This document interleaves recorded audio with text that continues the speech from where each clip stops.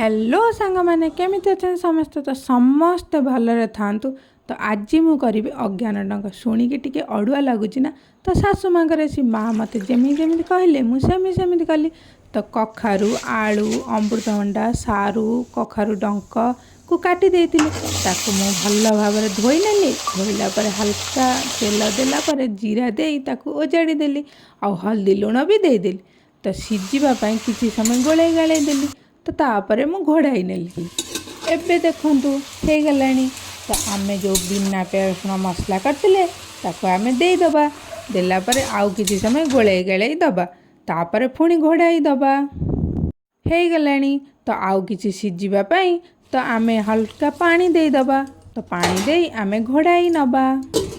तो मो वीडियो केमती लागुची तो प्लीज कमेंट करंतु, लाइक करंतु और सब्सक्राइब करंतु। तो हो गला परे आउ गोटे पात्र काढ़ी नबा।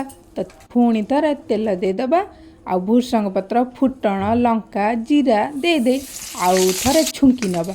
तो कलर पई लंका दे दबा। एबे ताकू पुणी ओजाड़ी दबा। तो ताकू भल भावरे घांटी नबा।